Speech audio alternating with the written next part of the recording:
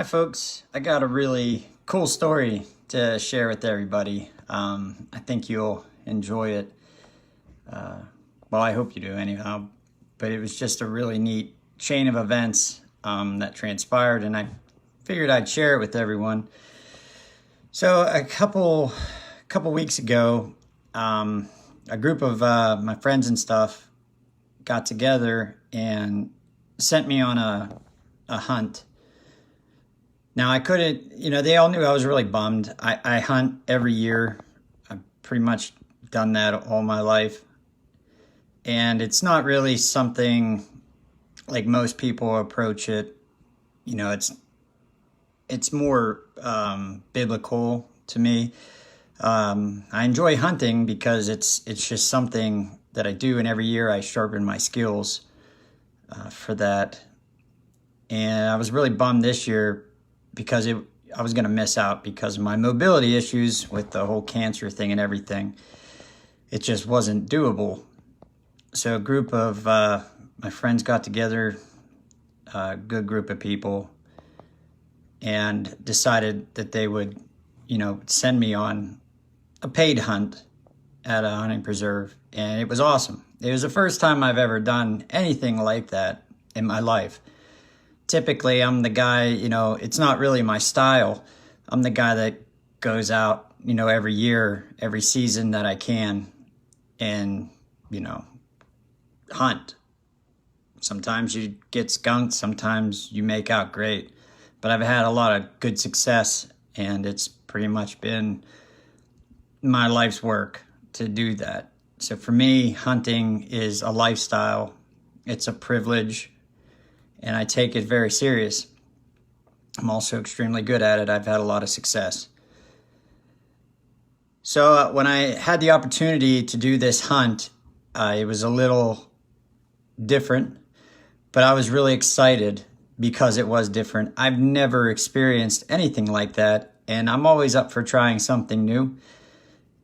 And I enjoyed myself. It was fantastic. The folks at Whitetail Lodge were amazing. Everybody who was involved in, doing this for me, I can't thank you enough. It was an amazing experience, something I'll remember for the rest of my life. And it was really cool. I can't say good enough things, and I can't say thank you enough to everybody who was involved with that. This is where the story gets kind of cool. Now, it's not an easy task to get me anywhere at this point. With the issues that I'm facing, especially the mobility issues, it's quite an uptake just to move. Even in my own house, really. It can be challenging sometimes. So it was quite a feat to get me there, and I had great help. I had awesome help, and we did it without a hitch. I had people actually carrying me, damn near carrying me up into the suspended blind. It was like a tree stand, but, like a big blind. It had windows and stuff. It was about a story and a half, maybe 2 stories high. So there's a lot of steps. I don't do steps very well. So it was a team effort to get me in there and get me out. And it was awesome. I can't say enough of how thankful I am to everybody involved in that. Now, after I shot a nice buck. I got a nice 11 point, beautiful symmetrical rack. I mean, it's gorgeous. And the folks that put this event together had, they all donated money, and I could get it mounted and, get it processed and everything. And we got the meat processed and everything. That was good. So when we went to go do the mount, a gentleman was doing it. That was a friend of my buddy, Matt Peters, and Jerry Hillman. He was going to take care of the mount. And like I said, the funding was already there. So like I said, this is where the story gets really cool. So I had all these people get together to do this for me. And that was an amazing thing. What I didn't know is the events that were going to transpire afterwards. So we got a call just, oh man, it was just the other day, I think. It was Monday.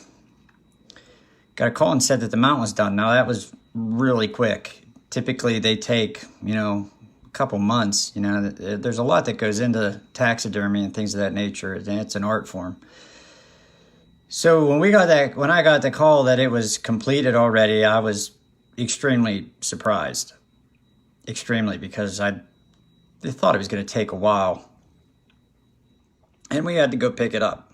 So when they went to go pay for the taxidermy fee, to get the mount and everything done, the gentleman who did it, and I'm going to put a tag, and for the life of me right now making this video, I forgot the name of his business. And I'm going to put a comment down in there after this video, after I go and take a look at the name, because it's kind of challenging to spell, but I don't want to mess it up. But the gentleman refused to take payment, which kind of threw us all for a loop, because we're like, why would you not, get paid for your efforts? And we come to find out that this gentleman didn't want to take payment because, he wanted to do something nice, for the cause. But there was also another reason. And he also put my mount ahead of a lot of folks. He just felt that it was something he needed to do, which leads into the other main reason why I didn't accept payment. And that is because his wife was recently diagnosed with leukemia. And he just felt that it was something that he had to do, to help me out. That was an amazing thing to do. So, I'm all about paying things forward. And I think today, especially today, we need more stories and stuff, with positive outlooks, because there's a lot out there that's just negative, and that's just the way the world turns. So I had a really awesome opportunity to pay it forward that quickly, which doesn't really come around that often. It's a unique timeline that you can actually receive such charitable things like that and then immediately turn and pay it forward. So we seized the opportunity. So I discussed it with a lot of the folks that helped put the charity hunt together for me, and decided that since he didn't receive payment, the amount of money that was allocated for the mount and whatever was left over, which was supposed to come to me for bills and everything, we were going to take that money and donate it to this gentleman's wife, because she's just starting her cancer journey. And that's, right now is probably the most crucial time, looking back on mine, which is 10 years, but it's the most crucial time to get your ducks in a row, because it's going to help you in the long run. So we decided to send a card and write a check out to this gentleman's wife, donating the rest of the money and the money for the mount to them. Now, as I was sitting there, my wife Becky and I, after this happened on Monday, we were sitting there thinking to ourselves, man, we're awful blessed. We're not only blessed with me still being here, but we're just blessed in general. We have a wonderful house. We have a wonderful family. We have, a wonderful little girl, and we're continuing to prosper. And, there's a lot of awesome things and positive things in our life. So I know, sometimes a lot of people call it fate. Some people call it destiny. People of faith call it, a blessing, or, some things like that. But it was weird how that just came to fruition. And I felt that was right where we needed to be. That the good Lord up there just puts you in situations and puts you in places sometimes to just do something great, or do something, worthwhile in return.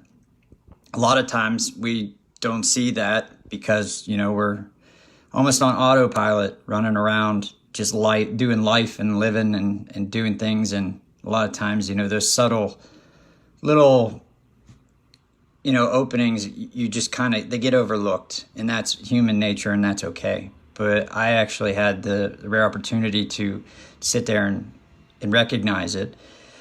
And like I said, I talked to my wife, Becky. I said, let's donate a little bit more, to this person. Yeah, we've been so blessed here, and what goes around comes around. I was blessed, with this good group of people that put this hunt on for me, which was amazing.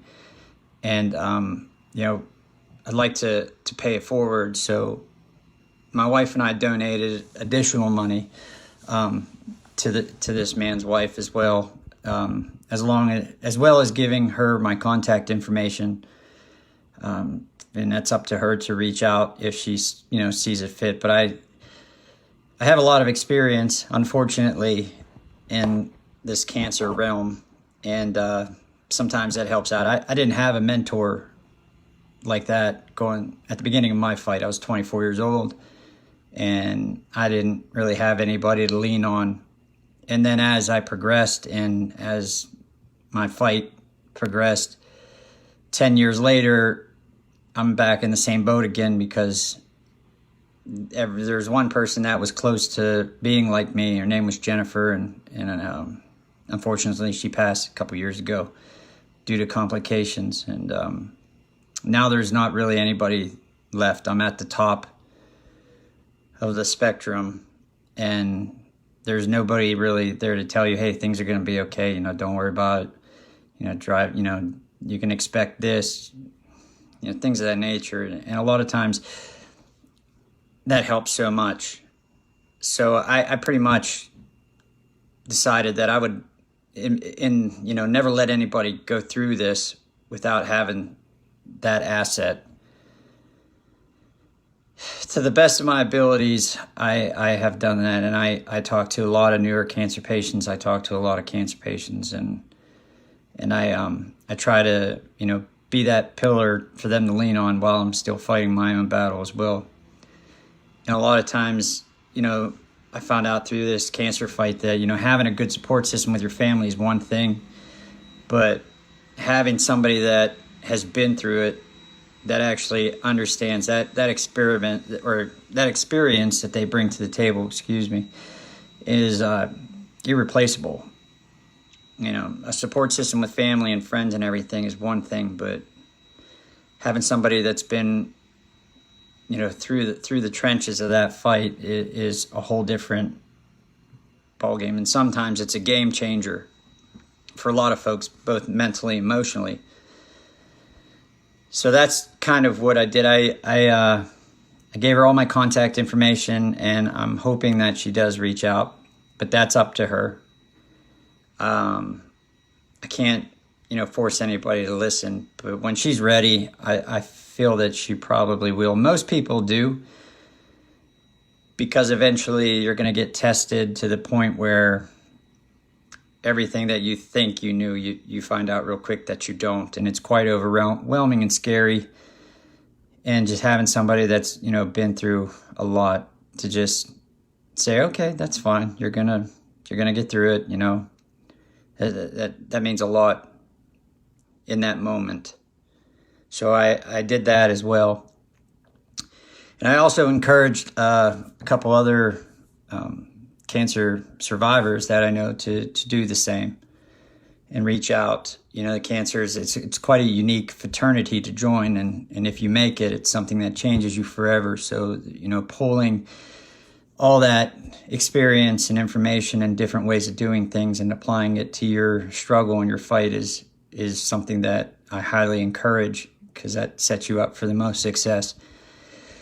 So we're saying that basically, we donated money, and that helps for some aspects.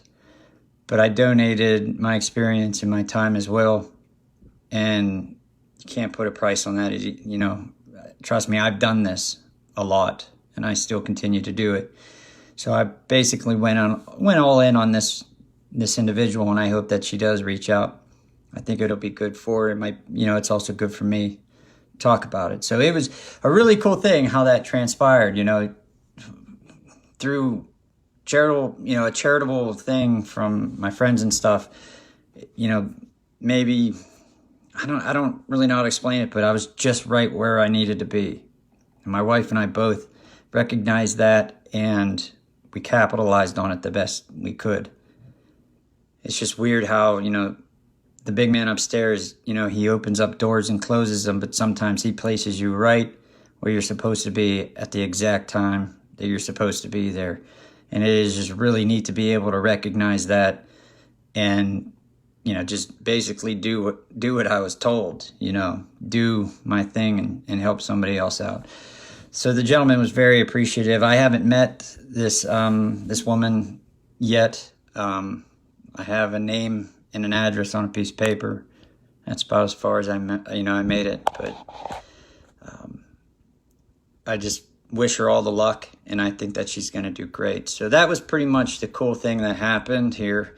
It was really neat. It was an awesome experience, both during the event and the events that transpired afterwards. And I felt like I just wanted to share that with everybody, because it's a good story. It's a good story in a mess of all this crap that's going on, and I think it's something that we need to get back to. There are people out there. I'm not going to say I'm a good person, but I try to be, and just to be able to have an opportunity to do that was awesome, and I hope it helps out.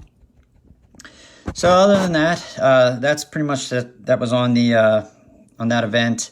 Where am I at in the fight? Because I haven't done one of these videos in a while. I'm taking that crazy drug that I've done my videos on in the past. We're actually going to manipulate a little bit more and ramp up the dosage, which is a horrible idea. I did go on the record saying that, but we're going to give it a shot. I'm getting some mobility back, so the drug is actually going, which is a huge surprise. It's going into that area because there's not a lot of data at all that it does when taken orally, and it actually is helping my nerve issues in my legs, and I'm walking around with a cane now. Started the day after Christmas. I'm walking around with a cane, and I'm trying to work and get stronger, but there's a long road ahead of me yet, and I don't even know what I'll get back, or what's permanently broken or anything. It's still too early to tell. But the good news is that I am moving around semi-decent. I would like to have started physical therapy here, but it's unlikely because with ramping up this medication, nobody even knows what's going to happen. It's just a grand experiment, believe it or not. I'm a little nervous about it, but we're using this medication, in a very unorthodox manner. And, there's a lot of goofy things that can happen from that. So I'm going to do it. I'm going to attempt to do it, and we're going to see what's going to happen. If it's tolerable, then we're going to run with it. If it puts me in the ICU like it did the last time we tried this a year or two ago, so be it. But we got to give it a shot. I'm at pretty much the point where there's not too much more for me to do. So anything that we do have success with, we have to capitalize on as much as possible. So that's pretty much about it. Just doing that, moving forward, and trying to do my best to help other folks out as well. So, like I said, I'm going to put the name of the taxidermy down in the link whenever I can find out what it's called. Again, because I forgot. I got a lot on my plate, so I do apologize. And I just wanted to share that story with you folks because I felt it was pretty unique and pretty cool. So I hope everybody's doing well. We're holding the line here. I hope that everybody had a wonderful Christmas and a happy New Year. 2020 is behind us. 2021 still looks like a bag of shit. So, but that could change. That could all change. We don't know. We hope it does, but we'll see. And I just hope everybody goes out, disconnect yourself from all this garbage that's going on. Just disconnect yourself from it. I have, and I've always, been involved. I don't really put out political posts that much, but I had to these last couple times because it was just so ridiculous that I just had to share it because I can't make that shit up. But I'm disconnected myself from that stuff, and I'm moving on, you know, with my life. There's more important issues in my life that take precedence over that kind of drama, so that's what I'm doing. And I think everybody else should kind of do the same. Just go about your business and do your thing. There's cooler things out there. There's more inspirational things out there that's going on and happening all around us. There's no point of getting caught up on all that drama. I would just move forward with all the good stuff. So yeah, and remember to do something fun. Do something fun. It's still hard to do things, I understand, but do something fun. You know, that's what life's all about. So I don't know when I'll talk to you folks next. Hopefully it'll be soon with some good news. But until then, you know, be careful, be safe. It's good talking to you. Hey, what's up, folks? It's been a little bit since I made some videos, so just figured I'd make a short one, let you all know how I'm doing. I'm doing pretty good. Not bad at all. In fact, I'm trying to think of the last one I did, try to catch everybody up to where I'm at right now. And honestly, I can't remember. It's been that long, which I'm sorry, but you know, life has a funny way of getting busy in a hurry, and gotta get busy with it, right? So just a recap. Actually, I learned something. I learned something really cool. I'm going to share it with you guys. So the last time I think I talked to you guys, it was when I was basically paralyzed, and I don't know if some of you knew about that. So what happened is the like, I don't know, June of last summer is when it kind of started. All of a sudden, started in my left arm quit working, and I was like, what the heck is going on with that? And then it's progressed rather rapidly and just shut my legs off completely, and some other body parts and stuff internally. It just shut it off. And they tried frantically for months to try to test and see what happened, and all they can think of is that something went into my spinal fluid, my CSF, and just started shutting nerves down, and I lost motor functions on those things. So for a while there, it got really bad. It got really, really, really bad, and I took a really big hit on that one. I couldn't walk. I couldn't do anything by myself. I mean, couldn't get dressed, couldn't do anything. It was terrible, actually. And a long story short on that, what they figured out is that my cancer actually did go in to my central nervous system and just started shutting things off. And that sucked. That sucked really bad. I didn't really know the full scope of what was, you know, my percentages were of making it or anything until afterwards. Actually, just a couple weeks ago, my physicians group and my cancer team actually kept it real with me and told me what my actual percentage was, and it was absolute zero for survival. It was absolute zero. That kind of, you know, to be honest, I told them to keep that shit to themselves from here on out, and they kind of laughed about it. We all laughed, but it was kind of really real. Out of everything that I've dealt with for 10 years in this cancer fight, this was the biggest hit I ever taken. It rocked me to my core horribly. I wasn't able to move. I wasn't able to do anything by myself. I lost all independence, and that didn't sit well. The good news is I didn't really give up. I mean, I'm not gonna lie. I sat there. Some nights I bawled my eyes out because I didn't know what was happening to me. And with all the tests that they ran, they couldn't verify that it was cancer in there. It just came up atypical cells, not malignant. But we confirmed it finally through therapy. They did chemo in my spine, and we did max dosage radiation on the lower part of my spinal cord, And, you know, it was touch and go for a while. I was in pretty bad shape physically, also mentally. You know, that, like I said, it hit me hard, and it hit me hard across the board. I mean, it just was a punch. And I can honestly tell you, I fought my way back. I never gave up. I didn't know how it was going to work out. I didn't know what I would get back, if I would get anything back, but I just kept going. Just kept driving. And I'm happy because I walk now. I don't have to use a walker or a cane or a wheelchair. I've been doing that since the day after Christmas. And I get around pretty decent. I'm still a little hinky yet, and sometimes I trip and fall, you know, such is life, but I can get around, I can walk, I can do things. I'm slowly starting to get back to work, you know, around the house to get things done that I can. I'm very limited, but it's still really good. So, you know, it was just it was such a lesson to myself if I needed one, and I did. I think that, you know, you just never believe, you know, somebody that tells you can't do something or you might never do it again.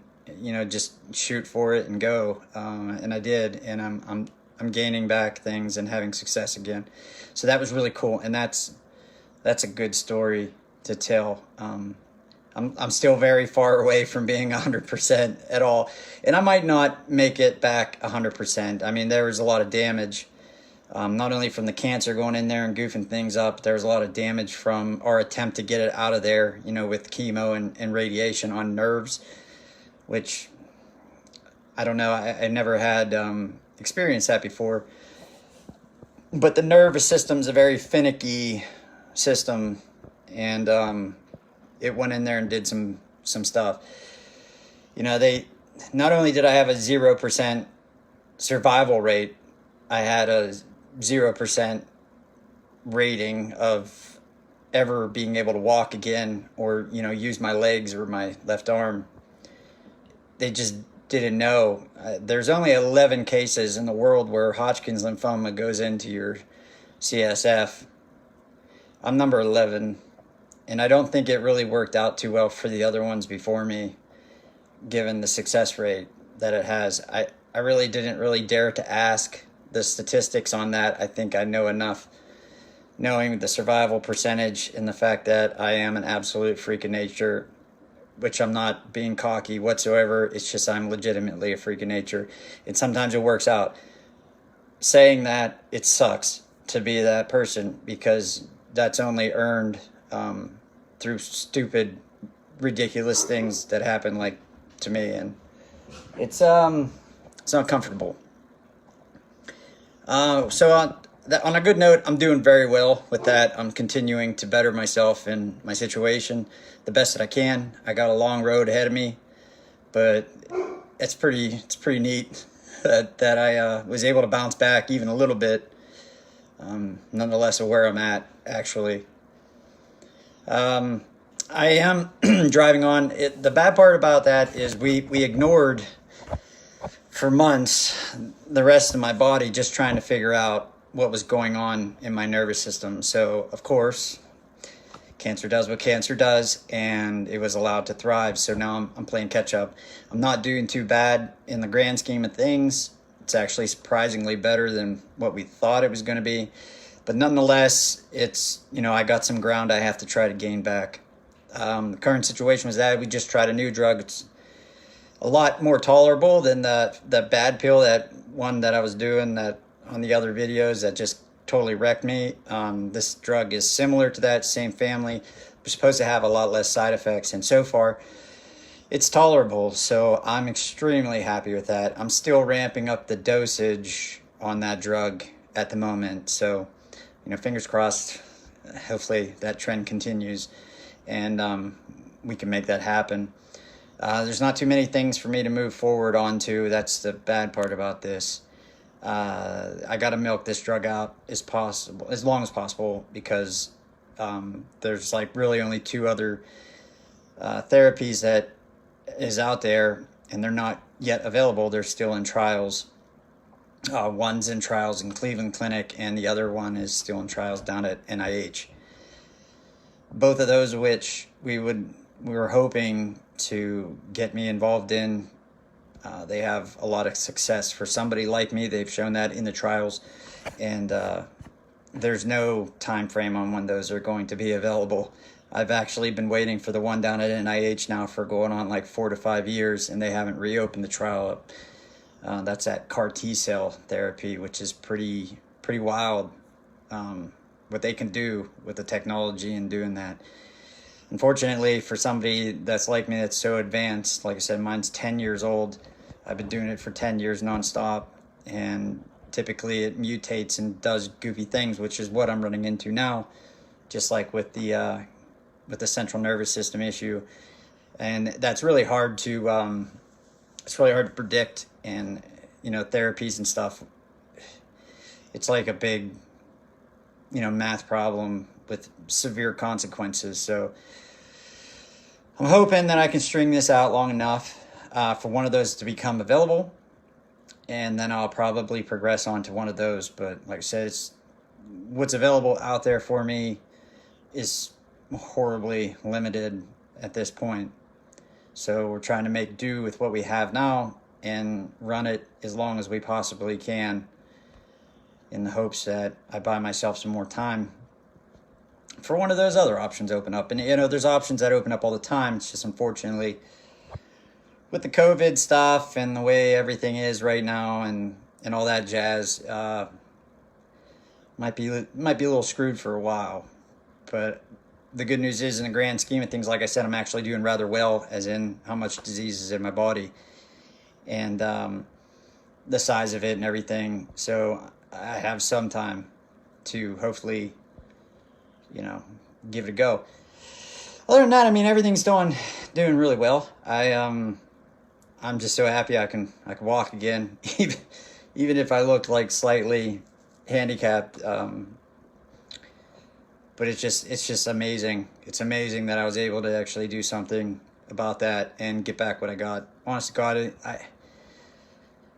I don't like really saying that too much, because I'm afraid like I'll jinx myself, or something, or people will take it as I'm being cocky, or I don't want that to be portrayed at all. I'm just confident in my abilities with just the way my brain works and stuff. It's just, I don't know how I'm able to do that. I was just talking to my wife Becky about that last night, actually. I was like, I don't know how I'm able to handle all this stuff and how I'm able to stay positive. It's actually annoying how positive I do stay, and I just don't know how I'm able to do what I'm doing. There's no explanation whatsoever. You can ask anyone. It's just, I don't know. It worries me a little bit on a personal note, because it's like, okay, well, how many more times am I going to be able to dodge, bullets like this? I guess the answer to that is as many times as it takes until I win. Yeah. But it is, it's mind blowing.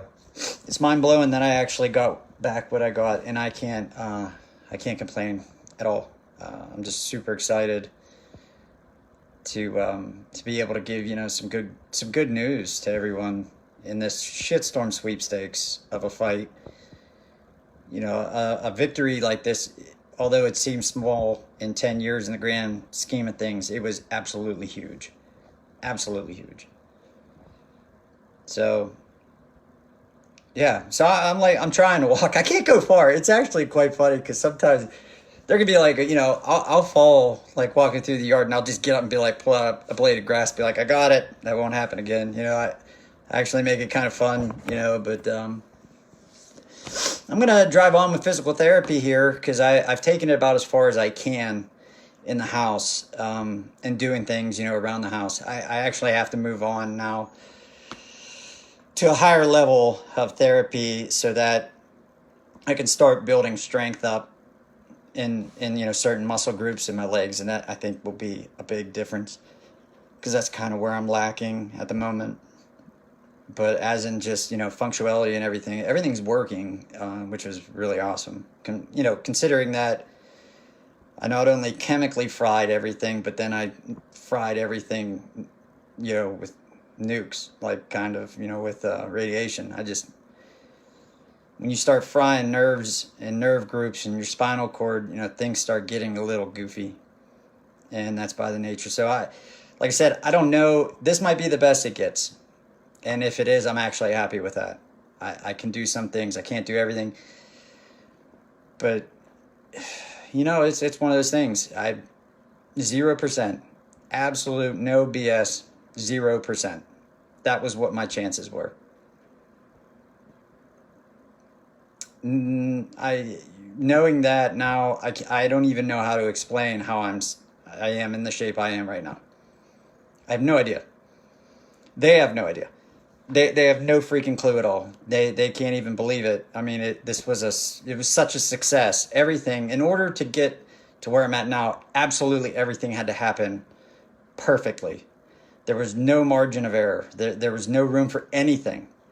Every single thing at the exact right time had to be perfect. And it was. I know a lot of folks that watch my videos. I know a lot of folks out there aren't religious, and hey, you know what? That's great. That everybody does their own path, and I love it.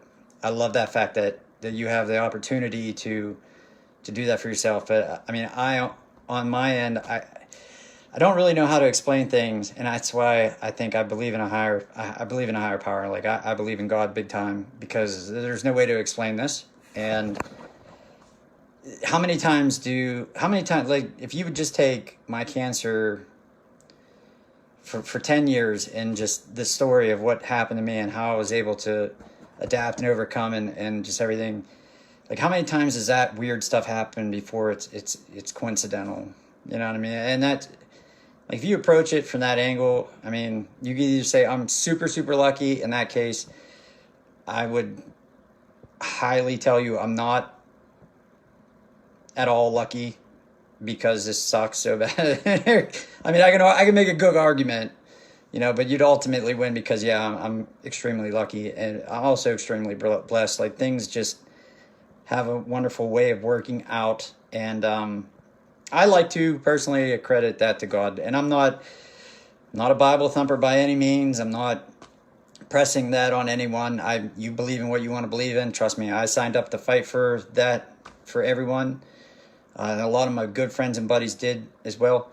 And I'm not pressing that on. But I'm just letting you know, I personally give a lot of credit to the big man upstairs, because it's just weird. I also give myself a lot of credit also, because I been able to stay positive, like I said, and actually endure this happening. And to be honest, I wouldn't be able to do any of this without my family. I mean, that's number one. They helped me out, and when I couldn't do anything, they were always there and pulled together. So, it takes an army to keep somebody like me successful, unfortunately. And I have a really awesome army behind me. So yeah, that is awesome news. I just wanted to share that real quick with everyone. I'm going to continue to drive on with this new drug. Like I said, I'm ramping it up. I think I have 100 milligrams more to go until I'm at, like, the cruise dosage. And then I think we might adjust it and get creative from there. That's up to my team. So I'm pretty happy with that. And hopefully, like, right now, I'm just hoping that it at least stops the cancer from advancing, because even that is a win. Like, it's all in the name of buying me time at this point. For one of these other therapies to actually come out. So even if it slows it down, that's still a win. Coming up on some summer months here, I am in no way ready, because I was paralyzed, like, just months ago.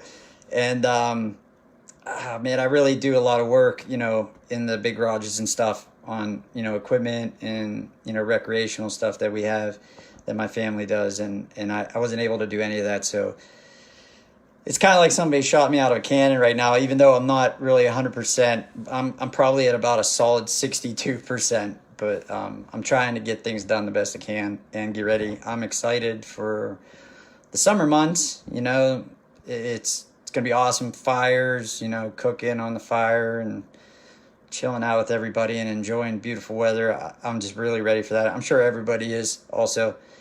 And it's, you know, it's coming up. It's coming up. So, you know, that's exciting. And I'm just, you know, just hanging out. I really am just hanging out. I'm absolutely baffled that I'm able to do what I'm doing. And I'm just sitting back and taking some time to reflect on that and be like, wow, this is awesome. This is horribly unexplainably, I don't even know the words to put together that to sound even remotely intelligent on how awesome this is. But, you know, maybe someday I'll figure it out and then I'll try to put words on it. But I hope everybody out there is doing great. I really do. I hope you're all excited. The weather is turning, like I said, and you know, good times are coming down the pike. I don't really have anything else. I just wanted to just touch base with everyone real quick and say hello. And thank you all for your, you know, positive thoughts and your prayers and your thumbs up, pat on the back, you know, pat on the ass. I'm even thankful for the guys that just pushed me over and started laughing, because I would laugh too. Like I just wanted to thank all you guys for doing what you do and being supportive of me through all this and watching the videos and recommending them. I actually have a couple people that I am in the process of helping. I have two young gentlemen that are starting their journey on the cancer fight, unfortunately, and kind of, you know, just talking them through some things. And I think there's another young gentleman that my mom knows through some friends and acquaintances that I might be pulling on board as well, and you know, just give them advice and try to teach them how I was able to hold the line the whole way through this, you know, so maybe they'd have better success. I hope they do. And that's pretty much that. That soaks up there. That's all my time. Plus, you know, I have a family, which takes a lot of time, and I want to invest more time into that as well. So that's pretty much it. It's here. I mean, right now it's all smiles, and I'm happy to share that with you guys. I think a little bit of good news is exactly what everybody needs right now, and I think that was some good news I wanted to share with you folks. So I don't know when I'll make another video. I think after I can figure out what this new drug is, then I'll probably make another one. That's going to be a little bit, so unless I'm just making a video to make you all laugh or something, I'm not going to post anything on here. It's coming into the summer months. You guys should be spending time with your family, especially coming off COVID thing. So you don't need to be, you know, put your cell phones down. You don't need them. And go out and have fun outside and have fun with your families. And drink some beer. Drink some beer or drink some wine coolers or wine again. You know, some moonshine if you got it. You know, cut loose. That's what life's all about. Just don't drive. Yeah. And don't blow things up either without having a good solid plan, because that'll hurt you too. And it sucks. So that's pretty much all I got for you guys. And big thumbs up to you folks. Enjoy your summer. I can't wait to talk to you guys again. Hopefully it's with good news. So we'll see y'all later. God bless you. Hey, what's up, everybody? I'm just gonna do a quick video, just to let everybody know what's going on. All is well right now.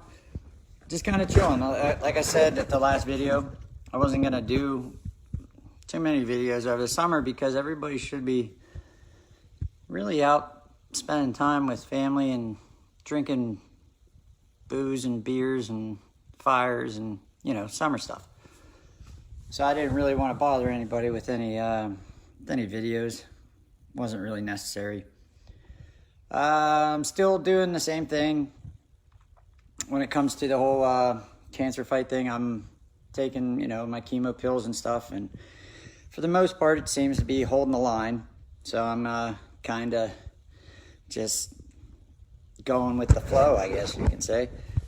I don't really know what is, if this stops working, if there's anything left to move forward to. There is a couple things that we were trying to get me in, that CAR T-cell stuff. And there's like another drug that came out of like Cleveland Clinic, but they're still in trials, so I'm not even eligible for them at the moment anyhow. So it's kind of like one of those things where I got to make this work. Well, I can't really make anything work, but I'm hoping that this works long enough to, open up one of those other opportunities. I do believe it's working. I haven't been checking, all my lymph nodes and stuff. I just kind of said, you know what? Not going to do it. Not going to check my, body and stuff for, every week or whatever, because it doesn't really matter. It doesn't make a difference. But I did notice, I would notice, as I'm doing things throughout the day, if one of the lymph nodes got big, they'd get a little sore and painful, especially in the locations that I have them. Like if I move my arm and stuff, sometimes it would irk you a little bit.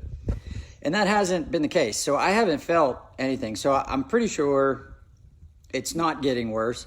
I'm pretty sure we're holding the line, and it might even be getting better. I don't know. But I just kind of did a little bit of medical muting for the beginning of the summer. I had a lot of things to get together. And I'm also trying to learn how to walk again, because that kind of sucked from when that went into my spine. It caused a lot of damage. I don't know if it's going to be permanent or not, but, I'm working through it. I can walk pretty decent now. I fall a lot. I was just in the garden the other day, and I tripped, and it's kind of funny, excuse me, when I fall, because it's like in slow motion. I trip, and I know I'm tripping, and then I'm just fall down, halfway through it. I'm like, oh, damn it. And then I just fall down. It's actually quite funny. Becky was laughing.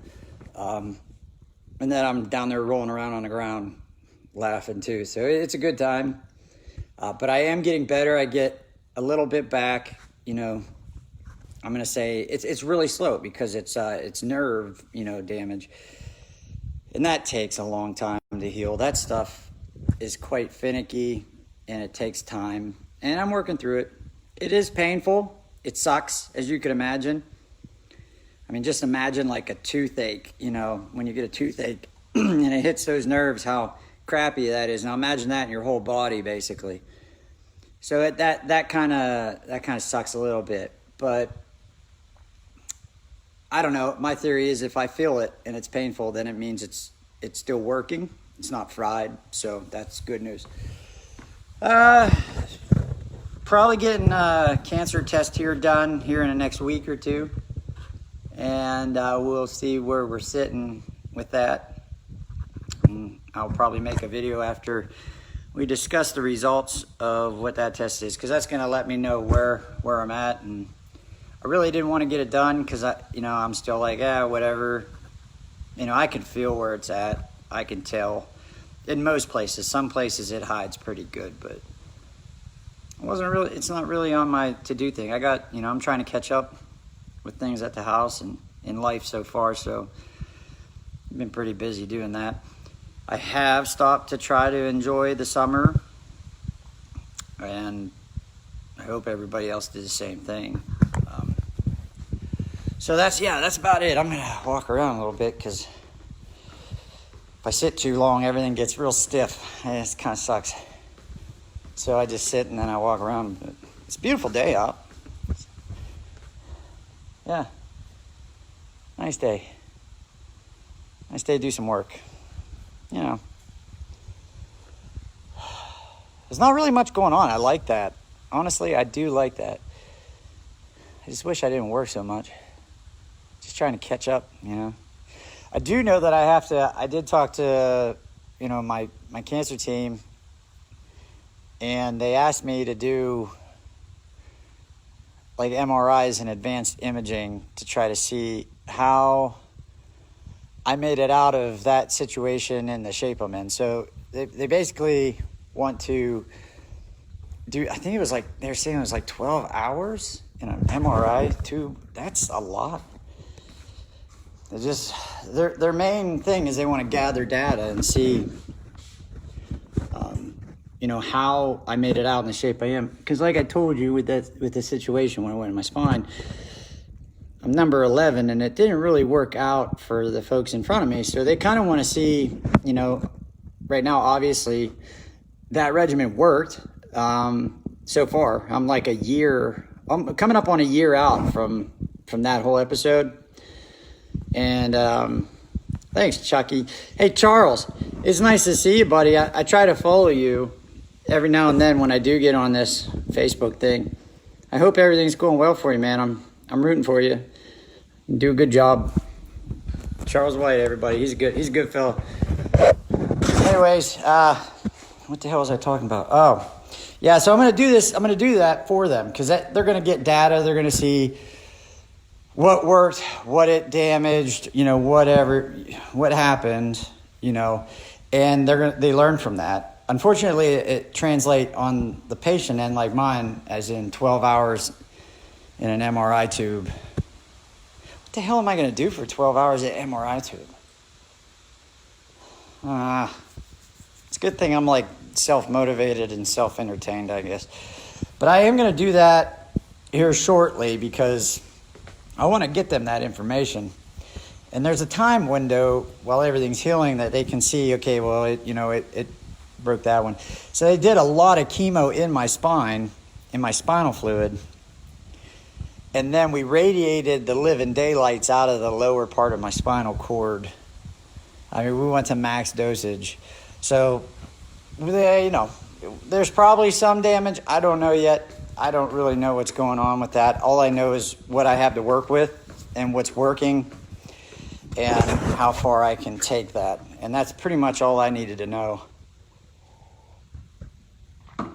But I guess it's time to start addressing some of that. I was out on the boat a couple times this year. It was nice weather. When I say a couple times, I really do mean only 2. It was such a busy year so far. And then when you weren't busy, the weather wasn't cooperating. So that kind of sucked, It's just one of those things. That's about it. Can't really drink beer that much with this drug regimen. It doesn't let me. It hurts. It actually hurts. Sometimes it doesn't. Sometimes it does. When it doesn't, I have a couple beers because, there's a picnic every once in a while on a hill, so why not? And that's about all I got. Seriously, I didn't make any videos because, me working here at the house and doing what I can do. I mean, that would be fun videos to make because I know everybody'd start laughing because I just do goofy stuff sometimes. I like to have fun when I work. It's a good time. Makes it go by faster, and that's just what I do. But it's not really much to talk about. I'm like in a holding pattern, with the cancer fight, like I said, and I'm trying to catch up with things here at the house, catch up with life. Life is good. But yeah, that's about it. I hope everybody else is having at least a very eventful summer. Spend time with family, do some cool stuff. Because I tell you what, it's coming up fast. I'm not like, winter's coming, but I hope it takes its time. I really don't want to start that yet. It just seems like, I don't know, maybe it was just me, but it seems like this summer just kind of like poof, just went fast, so fast. Maybe it's just me. I don't know. It's going to be hunting season soon. I might go hunting this year. I didn't last year because obviously I was like, paralyzed. So that happened.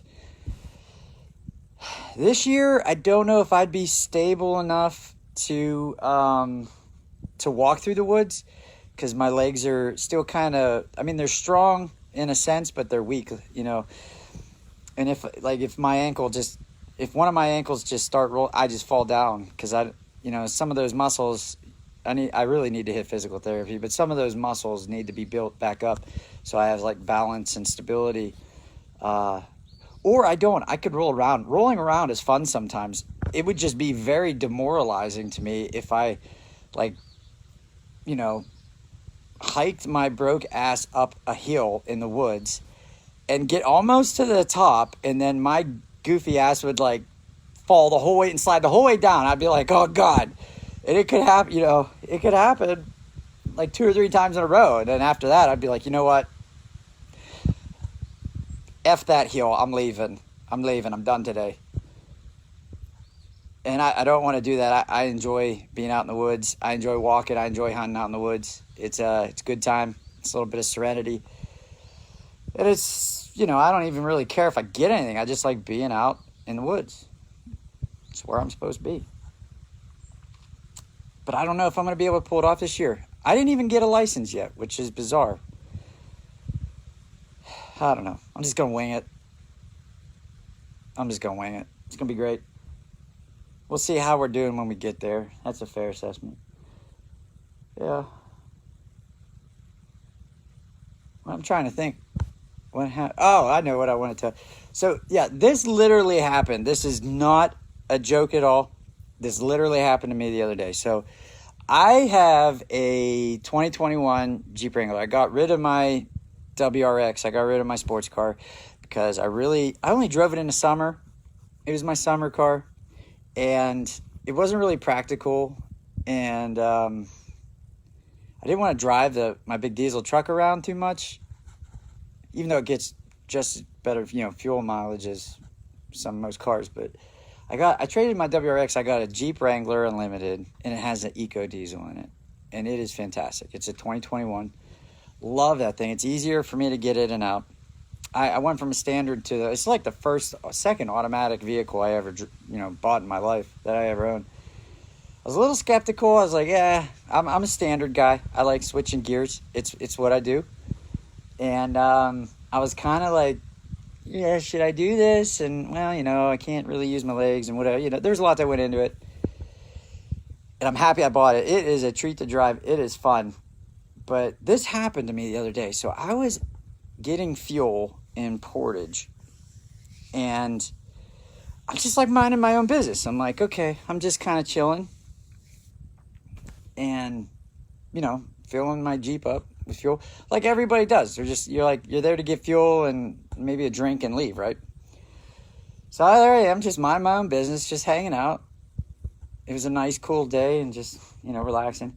And this lady, I didn't even know she was yelling, but she was yelling at me at first. Like, I could just hear this woman's voice just hooping and hollering away. And I'm like, what in the hell is going on? What is going on with this? Then I come to find out, she was yelling at me. And I'm like, okay, what did I do? So I start listening, and God, you know what? God bless this one fella, because this guy, he was like a pump, maybe 2 pumps over.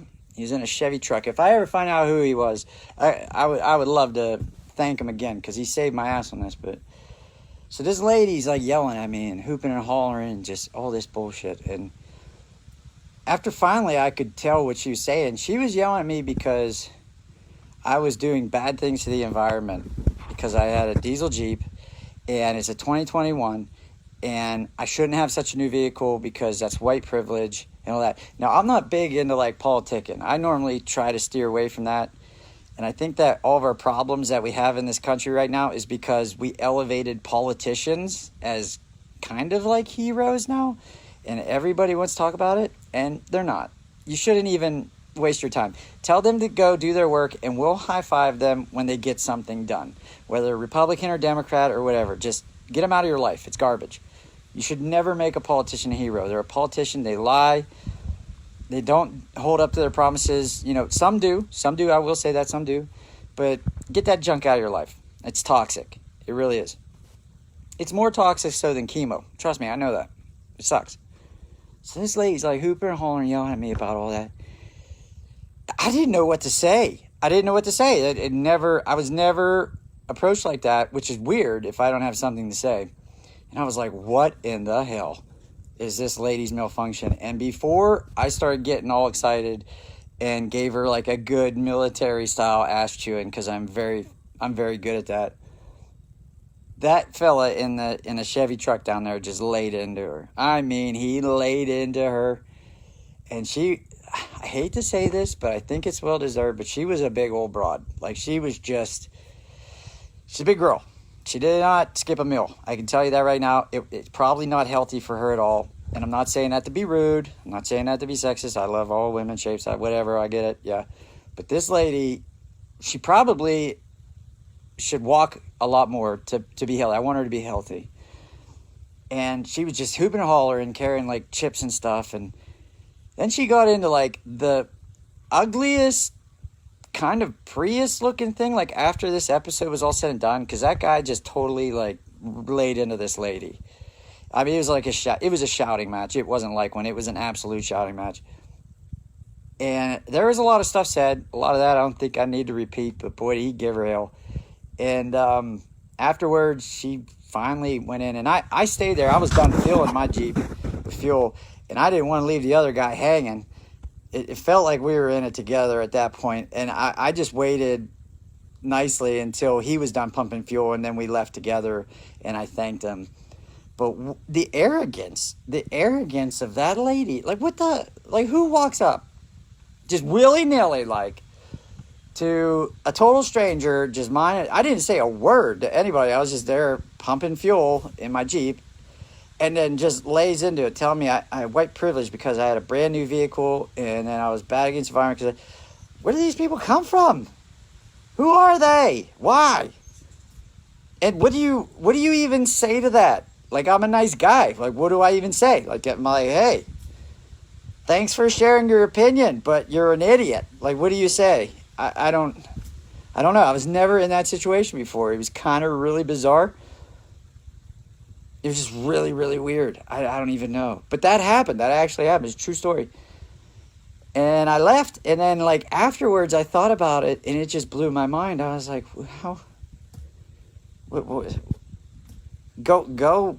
I wish I would have told her, but, like, just go back home, turn on whatever show that pumps you full of this stupidity and arrogance, eat your freaking Fritos, and shut up. Like, leave people alone.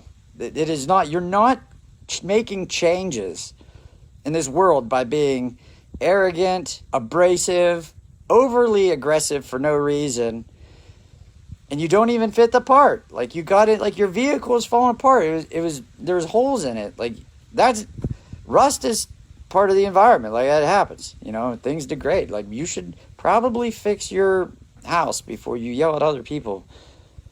And that lady, I'm telling you, it was just amazingly stupid. I've never seen anything like that. But yeah, that happened. So I'm still trying to grapple with that because it just blew my mind. Like, you gotta be shitting me. I don't even know what to say. Like I said, thank goodness for that other fella, because boy, he really laid into that lady. I mean, it was mean. I probably wouldn't have said, you know, some of the stuff he said. But, you know, in the moment, you don't know. You just let her fly, and I guess that was rightly deserved because she was doing the same thing to me for no reason. Maybe it's the bald head. Maybe it is this that just makes people think that they can talk to me or something aggressively. I don't know what it is. I gotta start coming up with some comebacks, though. I was not prepared at all for that. Wasn't. Nope. Yeah, that's about the most excitement I had in a while, and I couldn't figure the damn thing out. I should have, like, not to sound creepyish, but I, like, should have followed that person to see kind of what conditions they live in. You know what I mean? Like, were you ever curious about that? They're like, oh my, I have to see this. It's a train wreck of unknown proportions, and you're like, I mean, curiosity is the point. Like, I wish I would have known at this point. It might have explained some things, maybe opened the door up to some answers. I'm not sure. But anyways, I mean, that was interesting. And that would probably be like the most recent thing. But like I said, I try to steer away from politics and all this shit going on. It's not good for anybody, and it literally makes no sense. Like, if you look at half of the stuff that they're saying, like this woke culture stuff, it is so stupid. It is so dumb. It has no logic behind it whatsoever, and you want to invite that into your life, and then a lot of people try to get behind that. And I'm not saying that it's stupid and dumb because I'm against it. I'm just saying it's stupid because it's legitimately dumb. Like, you should not even... Why? Maybe those folks aren't busy enough in life that they just have all this free time to just think this cockamamie shit up and then make a big deal out of it. Maybe they need to go get a job, like an actual career that they can put this energy and stuff into, instead of bugging everybody else that actually has a job and stuff to do, and then you're bugging people. Like, maybe that might be the answer. I'm just saying it's a plausible theory. I think maybe we could look into it. They look into everything else. They do all these goofy ass investigations into everything else, it seems. So why not that?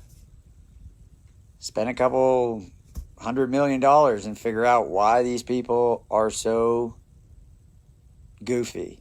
It's just goofy.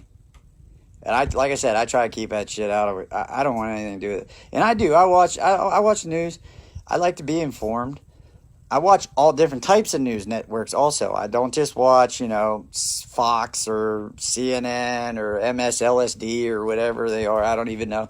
I try to be balanced. I try to, everybody has a good idea. Everybody has a bad idea. It doesn't matter which side of the fence you're on.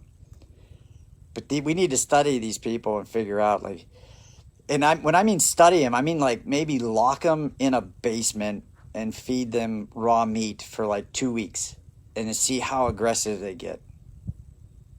And then let them out. Like, just be like, okay, we studied you. That might not be a good idea, but I don't know. Maybe they'll get really mean. I don't know.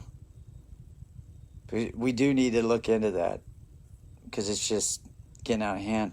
But anyways, that's about my spiel on politicking and politics. They're not worth your time. You got better things to do. Move along.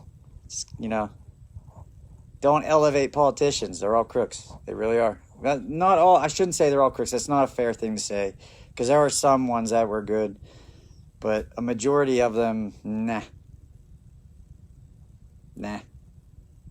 On both sides. I'm just talking, when I say that, I'm talking to everybody.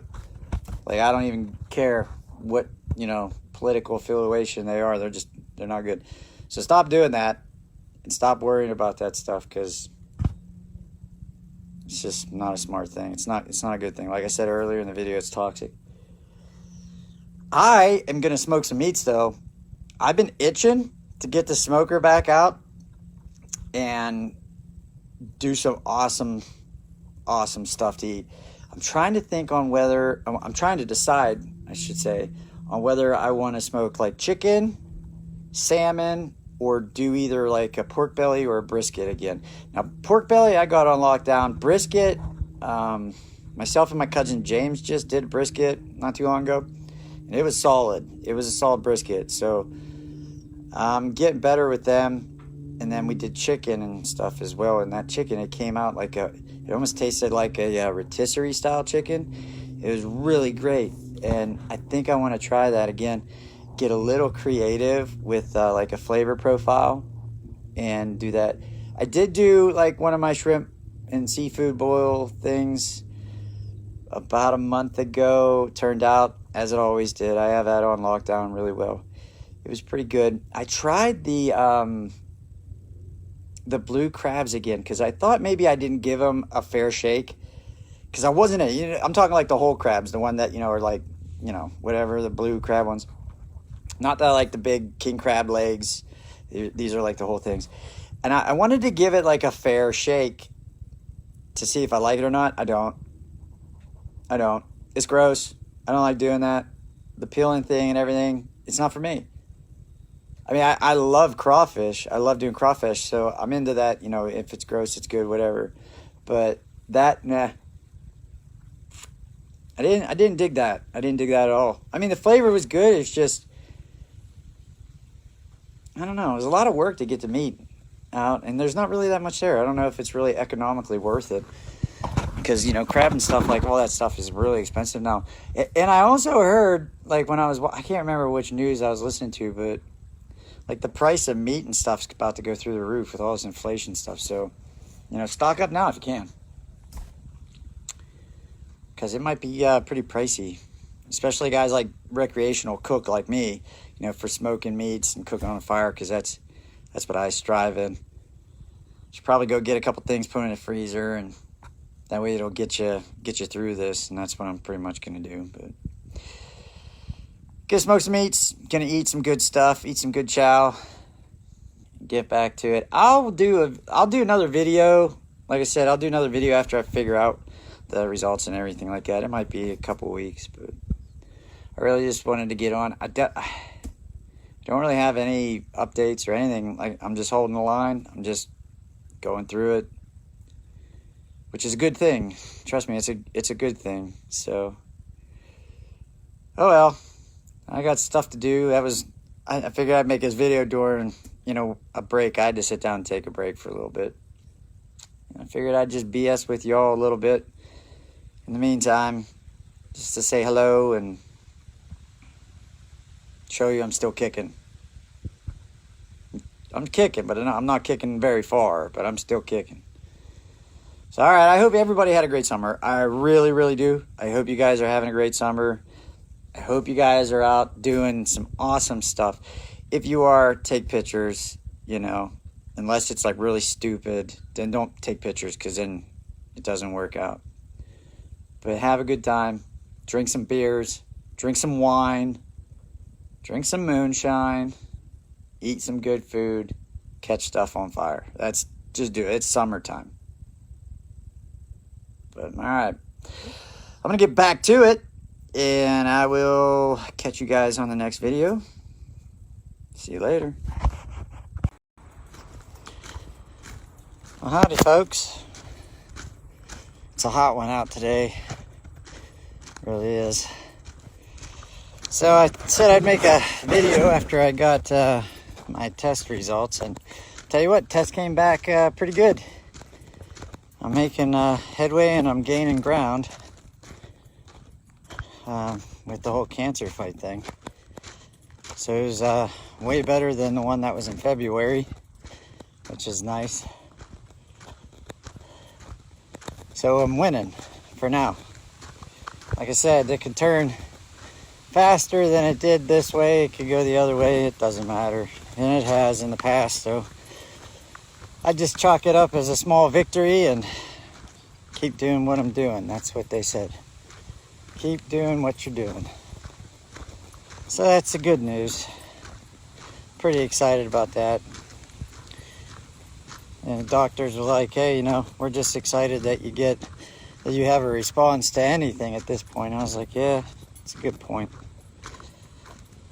But I'm just getting ready to get back to work here, and just got done with that doctor's visit, and just walking down here to get on the tractor and get some work done. It's hot. It's so stupid hot. I'm here. So yeah, good news. It's very good news. I'm excited.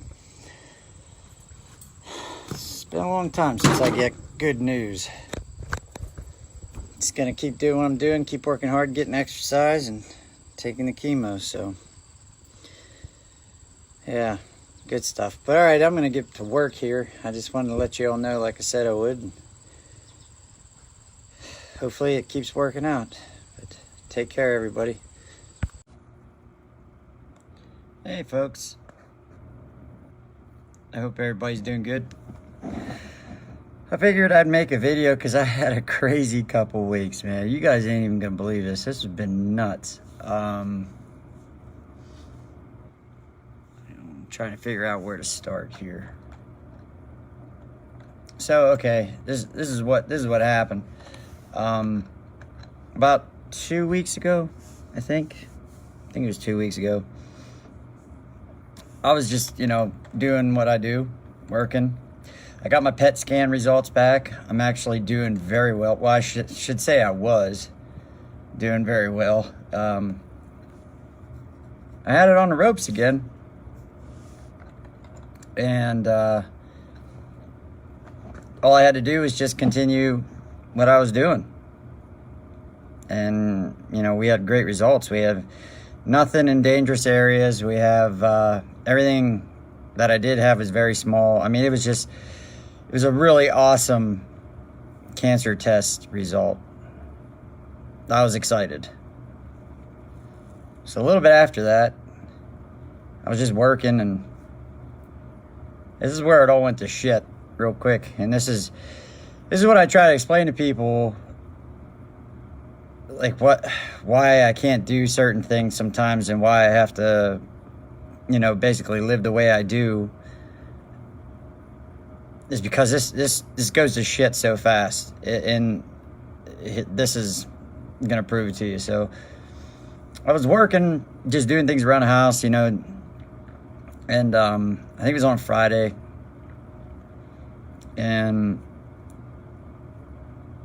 Friday night I looked at my wrist here, my right wrist, and it was like kind of red, like a deep bruise, kind of red, and I'm like, well, I think I might have bumped it, because you know how you're just like rolling around and doing work, and you like hit your arm, and you're like, ow, and then you just keep going, about your business, and it wasn't anything serious, and then I didn't think nothing of it. I really didn't. So I was like, okay, just back to work. That was Friday night, and it was like a red. I thought I just smacked my wrist off of something, And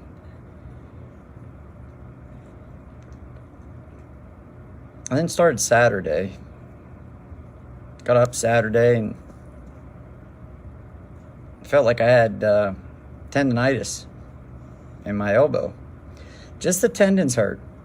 It's just sore, and I'm like, man, I really must have overdid it, And it's like, I probably should take it easy.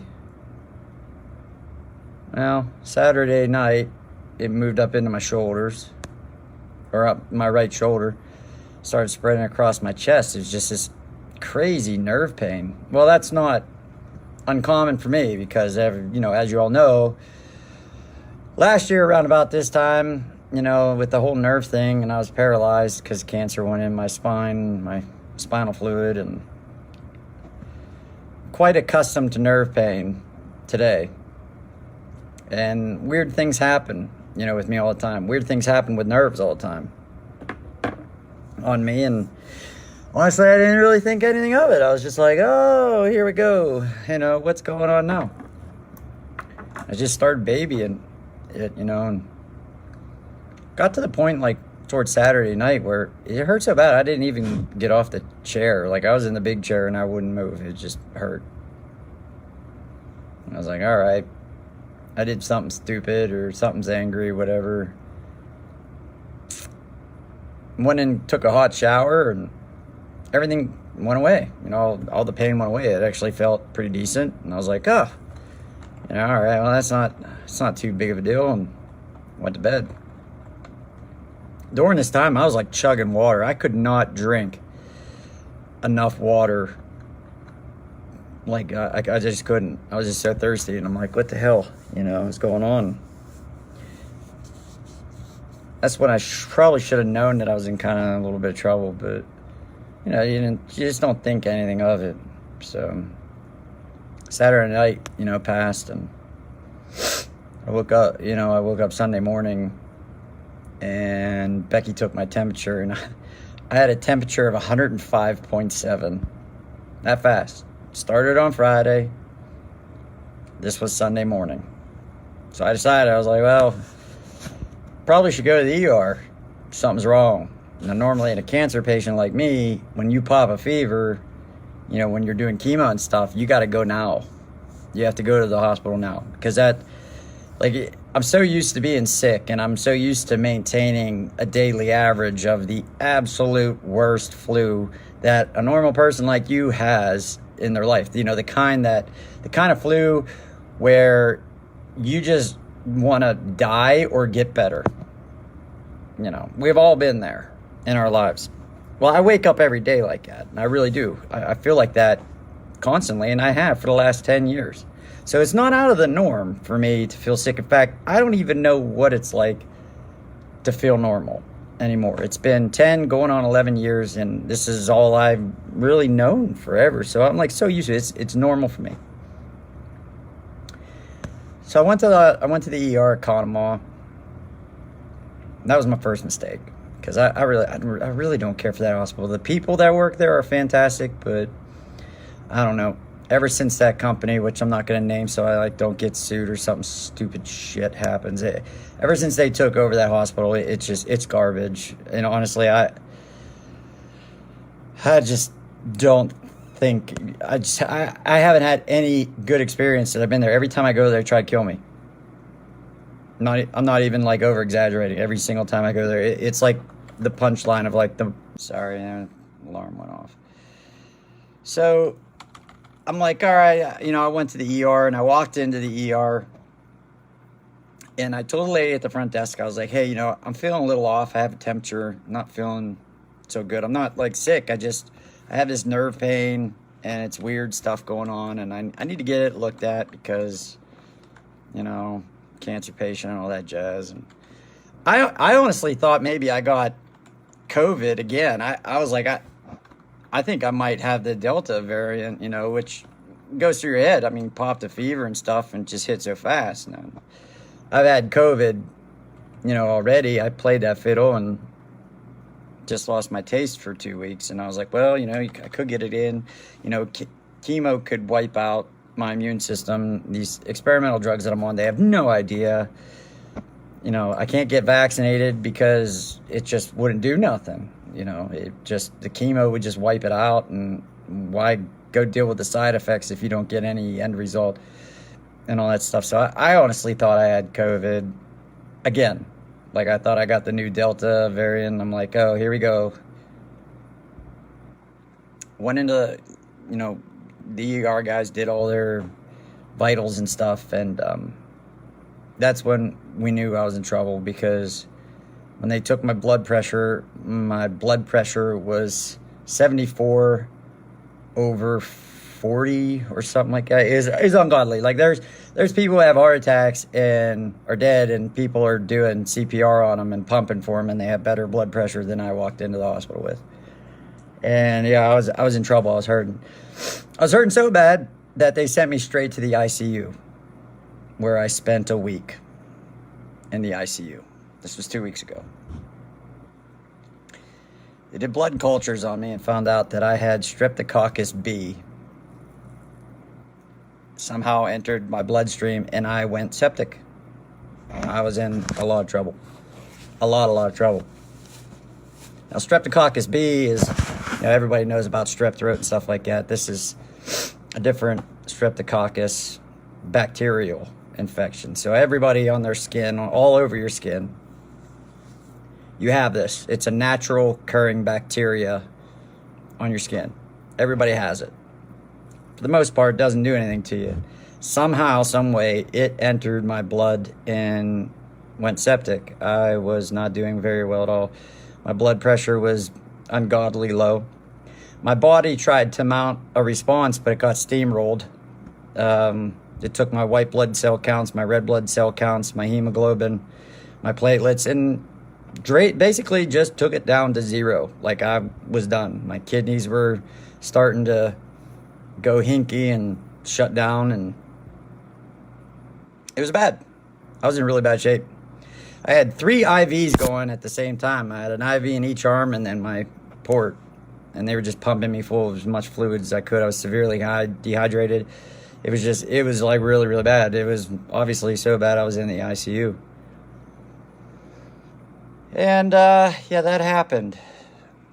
And then they tried to give me a drug. I don't know if they didn't read my chart or whatever, but tried giving me an IV drug. And I'm just trying not to go into much detail because I don't want to get in trouble, but tried giving me an IV drug that helps your blood pressure come up. And come to find out that they're not supposed to be given a post-stem cell cancer patient like myself. I had a stem cell transplant back in 2011. You're actually not allowed to give that IV drug to that person because you could kill them. And well, they gave it to me, and I had an allergic reaction and was borderline anaphylactic shock. And it got really squirrely, like really bad. So I survived that too.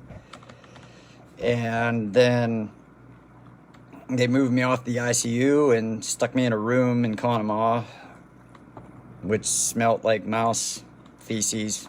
So horrible that it made me nauseous and I threw up. And then they moved me to another room. It was a freaking rodeo, you know. Finally, I was just like, send me home. I want to go home. I don't want to be here. This is not going well for me. So we worked out a deal that I would go home, and I do. I have a needle. I don't know if you guys can see, but I have my port access, and I take IV antibiotics every day. I give it to myself to try to. I'll probably be doing that for the next. Well, there's 6 weeks total, so I'm 2 weeks into it. So yeah, it became a disaster. But the good news is I made it. I'm still not out of the woods by any means. Like I'm hurting. That hurt kind of bad. You know, an infection of that nature is not a good situation for someone like me to be in. But nevertheless, pulled a rabbit out of the hat, and yeah, I made it from that. So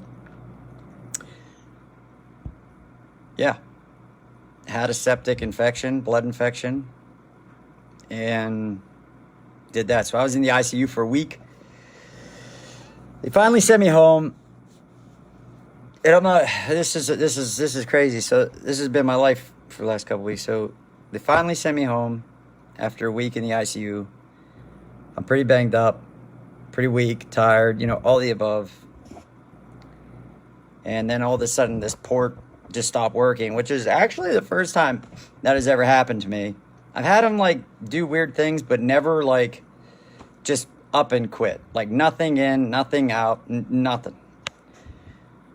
So that was bad because I have to take IV antibiotics every 24 hours. I have to, you know, give myself, you know, the injection through my port. And I was like, oh shit, you know, you can't miss a dose, you know. So long story short, we called like everywhere to get me into intervention radiology to try to figure out what's going on with this. Indiana Hospital out in, not the state of Indiana, but, you know, like IUP, Indiana, was like, hey, we can get you in tomorrow morning. This was at like 3 o'clock. They're like, we can get you in tomorrow morning at 8. You can be patient number 1. We'll get you in. I was like, cool. So I left and drove out to Indiana Hospital, and that was awesome. Those folks out there, by the way, are really good. And we figured the port thing out. I had a blood clot in my port, and it was blocking it. So they put like this, call it cath flow. It's like a clot buster medication in there, and it dissolves the clot, and all's well. So it worked out, right? So this is right when this hurricane hit, right? Yeah, hit Pennsylvania. So I'm on my way home, driving in this like crazy ass rainstorm, and I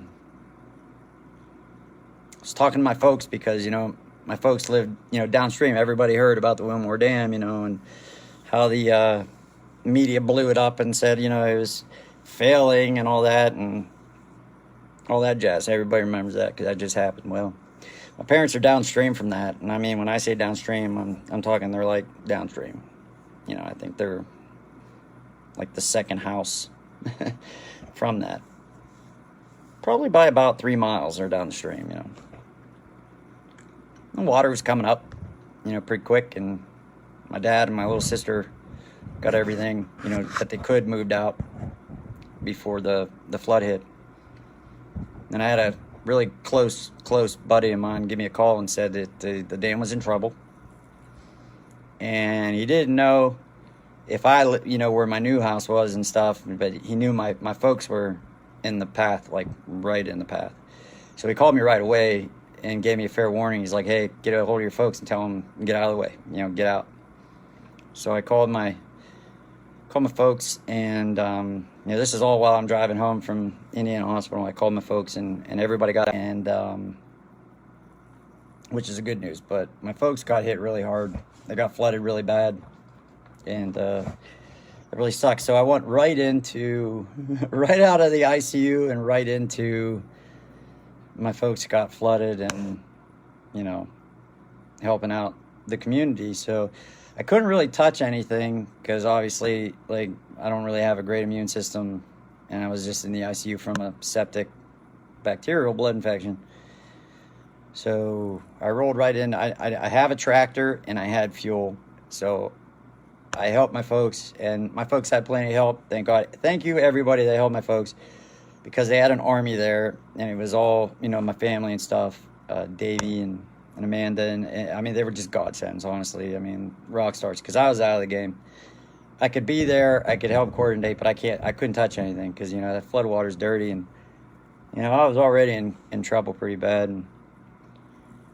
But I just, hauled all the stuff out that they had to throw away and took it all, to the dumpsters, and for days. Then I drove around the town of Wilmore helping out the old folks, because, that stuff's wet and heavy, and they didn't need to be hauling it, up to the dumpster and trying to do that. So I drove around the town of Wilmore with the tractor and helped folks out. Just they loaded it in the bucket, and I took it up and dumped it, and so that was that. That was that, ICU, right into flood disaster stuff, and then there's just no break, and here I am now. So how am I doing? I'm doing all right. I mean, I'm just tired. My counts are coming back up. Everything's still on the lower scales. You could probably tell from the video, I got the red ring around my eyes, both eyes and stuff, which is a pretty good indicator that, you're sick, for like cancer patients and stuff. But my counts and stuff are coming back, and they're taking their sweet ass time. I'm just waiting, But that was my couple of weeks, the last couple of weeks. It was insane. Like, you can't even make this stuff up. You honestly can't. It was just such, I don't know, the first thing that popped in my head was, sometimes life doesn't throw you curveballs, it throws you grenades. It does, but my folks are getting everything back together. When I say they got flooded pretty hard, they had 4.5 feet of water, I think. 4 feet of water, I think they determined. The flood insurance place determined in their basement. Yeah. I lost a lot of stuff. A lot of stuff was damaged. There was a massive power surge before the water even reached the house. Just knocked everything out. I mean, it's such a mess. It is such a mess down there. And you kind of have to wonder. You're like, geez, It made me mad. I'll tell you what made me mad the worst is nobody ever gave a shit about that. That area down there in the town of Wilmore floods at a minimum of twice a year. Every year. Every year. I grew up there all my life. And I live very close to it even now in my adult life. It floods typically in the spring and typically in the fall every year. And nobody gave a shit ever. But the dam starts getting a little fishy, and it hits national news. Now all these people show up, right? Governor Wolf, flying around doing, stuff and saying disaster relief. Guess what? As soon as the cameras disappeared, that sumbitch disappeared too. And they're not helping the town at all. Now, the Red Cross was there, and they did great things. I saw them there in whatever FEMA agency, I think it was Cambria County or whatever, but it was just like that. They're all gone. And I can tell you right now, that flood insurance is bullshit. Because the list of what they do cover is a hell of a lot shorter than the list that they don't cover. And that's freaking ridiculous. I don't even know why. So they federally make you have flood insurance. You have to. But then when you go to use the flood insurance, they're a bag of boiled assholes. Like, there is nothing. It is the most worst. It's a freaking racketeering thing. It's like a bunch of criminals, and it's not cheap. I feel horrible for my parents and what they're going through right now. Horrible. And that really pisses me off. And I know you guys don't really see me get upset about anything, but I'm royally pissed off about that. I am pretty pissed off. Now, I don't know if everybody has that same experience, but I don't know.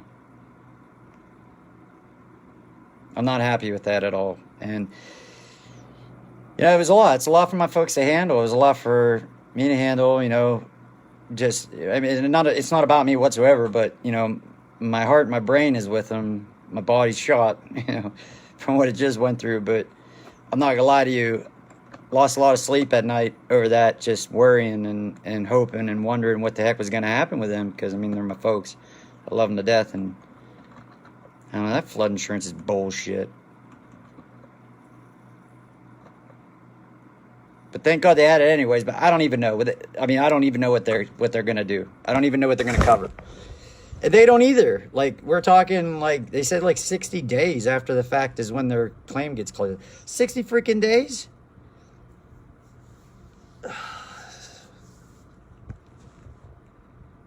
They need to change that, because during these events, people need help, and they need help right away. Not 60 days later, not 2 weeks later. That's unacceptable. I don't know. I'm pretty upset about that, as you can tell. But whatever, it is what it is. But that doesn't make it okay. But that was our last couple weeks, and my poor mother had her son in the ICU the week prior, and then the house gets absolutely just flooded big time the next week, and she's just running around on empty.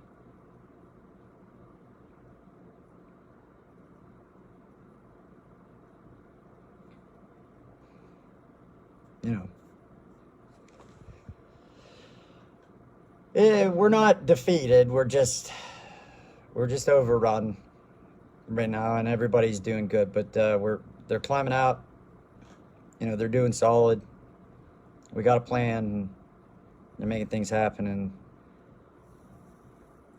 it's just funny how things, you know, when it rains, it pours, and no bullshit, it poured. I mean, it did. We got a lot of rain.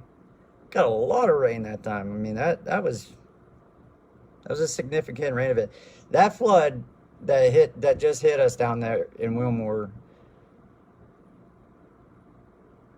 was the worst it has flooded since 1977 flood. Now, I haven't been around for a 1977 flood, obviously. I wasn't born in 77. I was born in the 80s. But I always heard stories, and my folks always talked about it, and it was everybody knows it's a 77 flood. That was, you know, everybody knows around here, that was bad. That was a bad event.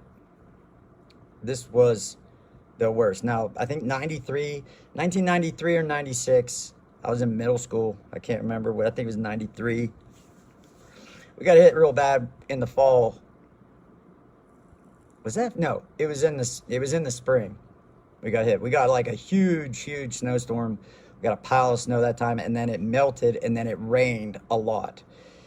And it flooded pretty bad. You know, you got the watershed from all the snow melting, and then you got the rain on top of that, and there's just nowhere for that to go. I remember that flood because they sent me home from middle school early to go help get all the stuff out of Bourne. This was way worse. Alarm keeps going off because I got shit to do, but I'm gonna make this video anyhow. But so I'm sorry if you guys are getting annoyed by it. But the barn at my folks' house was just totally flooded. So when I was on my way home, this is just an inclination of how fast this escalated. I was on my way home from Indiana Hospital. It takes about 45 minutes to get home, coming down 422. I was already in the car, so I was probably already about 15, 20 minutes into the drive. I called my sister to find out how they were doing and where the water level was at, because I knew with that amount of rain that we got that it's going to flood. They were getting things out. of the shed, you know, like the push lawnmowers and stuff, and things of that nature, and getting it up, moved up top. And the water was at the shed, and they couldn't get to the barn. I have farm equipment in my barn that it was under at a minimum of 5 feet of water. I can guarantee you it. I haven't even got to it yet. I haven't even seen it. I haven't even got there yet to look. But yeah, it's probably toast. I might be able to salvage it. I have no idea. Haven't even looked into that yet. They couldn't even get to the barn. They couldn't get to the barn. It just started, you know, it was too dangerous. So they started getting things out that they could. By the time they were done getting the last of the stuff out of the shed, they were wading through water. When I talked to them, they were going in. Sarah was going in to get a shower because she was in that crappy flood water, you know. I told her, I said, hey, why don't you just get like a bug out bag and stuff like that. Now, for those of you who don't know what a bug out bag is, it's us military folks call it that, because you literally pack a bag with stuff that you can need overnight and that you can just bug out with, you know. It's kind of like an aviation crew chief term. And I called about a half an hour later telling them to evacuate the house. That's how fast it went up. So that, roughly, just ballpark figure, it probably rose, I'm going to say 20 feet in a matter of 30 minutes. That's how fast. They didn't have a chance to get anything else out. They didn't have time. And when I called him and told him that, you know, the dam is in a little bit of trouble, it would just behoove you to get out now and go to my house, because I'm up higher than the dam. I'm above the dam. They listened, thank goodness, and they bugged out. I drove straight to their house in my Jeep. And when I crossed the road to get to the bridge to go to their house, the water, I had to drive through water on the road, and it was at the bottom running boards in my Jeep.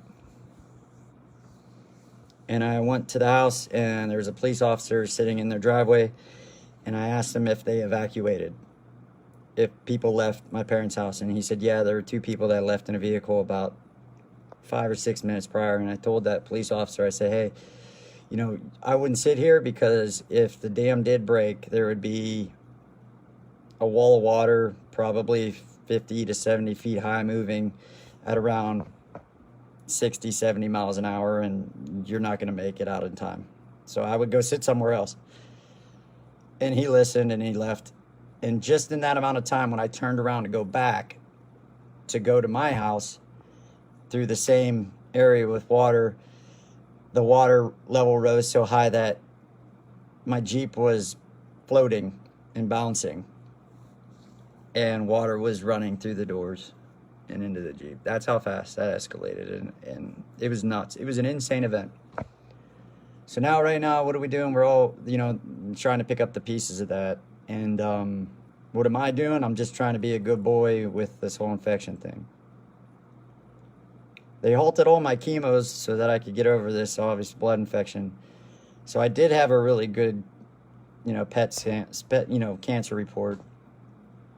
But as of now, it's probably back to shit, because cancer does what cancer does. And if my immune system's down from the infection, well, I'm digging a hole again. So it's a dance now. I have to try to figure out how I can salvage this somehow. And I don't even know what to do. But I'll keep you guys posted. Best I can. Meanwhile, on a good note, myself, my wife Becky, and my daughter Amelia are, I'm probably going to get out after saying this, because I don't really put that much stuff out on Facebook, but we're expecting another child. So Becky's pregnant, and we're really excited about that. I am super, super stoked. about it. But I got to start getting a baby room ready and all that jazz. So I have work to do. And that's going to be good work, but so that's been my week. So it's been crazy, and I wanted to tell you guys this because you literally can't make this shit up. It's so crazy. But everybody's doing great. Everybody's healthy, and you know, rule of thumb is you can't replace people, but you can replace things, and that's where we're at. So we're just getting everything cleaned up, getting their life back together, and I'm being a good little cancer boy and staying out of trouble the best I can. That's what's going on. I'll give you guys an update and let you know how I'm making out and what the plan is as soon as I find out what the plan is. As of now, there is no plan. There's nothing. Just taking IV antibiotics and staying out of trouble. That's it. Well, maybe you can say that's a plan. That's a solid plan. Yeah, that's a solid plan. But I'll keep you guys posted. I'll let you know what's going on. And if you would, just keep my folks in your prayers because they're dealing with a lot. And that would be awesome if you do that because they need them. So, all right. Until next time, which will probably be really soon. Everybody take care. And I'll let you know what's going on. Thanks, folks. Hey folks, just giving everybody an update here, just see where I'm at. So I finished up with the IV antibiotics from when I went septic. I was in the ICU. I did like 6 weeks of IV antibiotics. It was all right. I mean, it wasn't bad. It was more of a pain in the butt than anything, but got it done. Blood cultures, I think, and everything just came back clear, so I beat that. Now I am getting back onto the chemos, and I pretty much ran that as far as I could because they halted all my chemo drugs so that I could get over, you know, the infection and everything. So now it's time to start that back up, and it's getting a little bumpy. So, you know, the cancer went unchecked for, you know, 6 weeks, maybe a little bit, maybe like 7 weeks. And my immune system was down really hard, so there was nothing there to even slow it down. So it got up in a hurry. So I have, like, you know, some lumps and everything that are out there. It's not really, you know, it's just, you know, 2 steps back at this point. So I got to gain some ground back on that. And it's not really a big to do. You know, hopefully these drugs continue to work. And it just kind of sucked because I had a really awesome PET CT scan.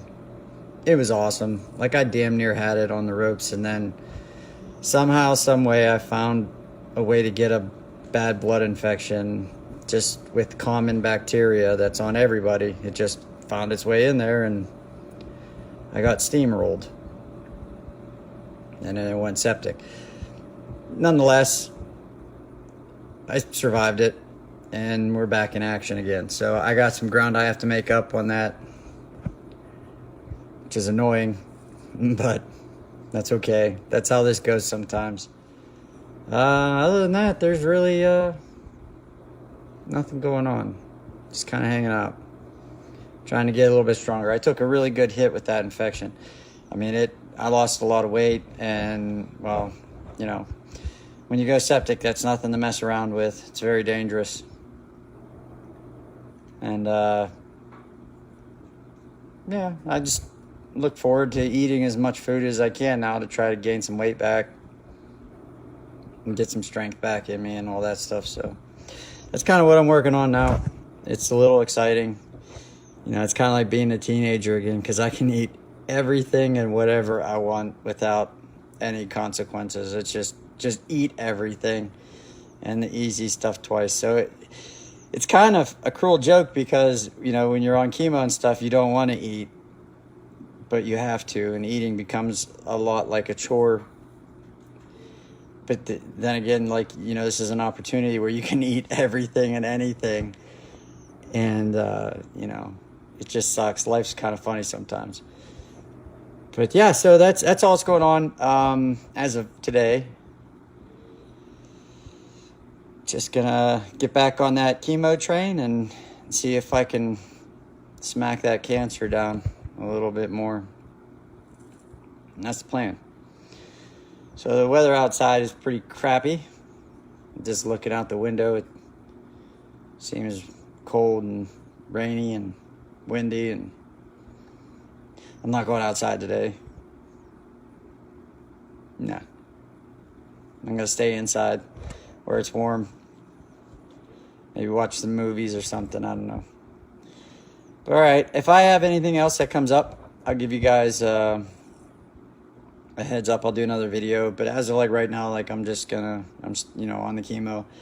I made it through Hell Week on the chemo, which I always call it Hell Week. It's the first week that I'm on a you know, whatever regimen it is, because it just your body doesn't know what you did to it, and your body does weird stuff, and you know, it takes a little while for your body to equalize on that stuff. So I'm past that stage. I'm getting into the, you know, to the motions of it now, where I can, you know, I kind of can predict what this does to me. It's new every time, every single time. Every time I start and stop this drug combinations, I'm different every single time I restart it. It's kind of neat, but it's also really weird. Keeps you on your toes. So I think I have a pretty good hold on what's going to go on here, moving on to the future. I'm going to take these drugs and keep it rolling. So that's all I got. If anything changes or anything pops up, I'll do another video, let everybody know what's going on. I hope everybody's, you know, warm and safe. And I'll catch you in a few. Thanks, folks. Hi, folks. Doing a video here, let everybody know what's going on. Some of you may know, unfortunately, we had a death in the family. My grandmother, we call her Bubba because we're Slovak, and Bubba is Slovak for grandmother. She passed away last week. We had the funeral and everything, and it was beautiful. And you know, that was a bad hit. That was a bad hit for myself. It was a bad hit for my entire family. Those of you who know us, you know that we're a really, really close family, and we all loved Bub very much. She was very important to all of us in so many ways, and this was a huge loss and a bad hit. And I mean, everybody for the most part is doing very well. We all are gonna deal with this, you know, on our own terms and in time, in our own ways. I haven't quite wrapped my head around it yet. I'm just exhausted across the board, just physically, mentally, emotionally, just absolutely exhausted. And just trying to take some time to recover from that. Thank you to everybody who you know, offered kind words and prayers for my family. It was very nice of you, and much appreciated. And for everybody who came to the viewing and the funeral, I thank you as well.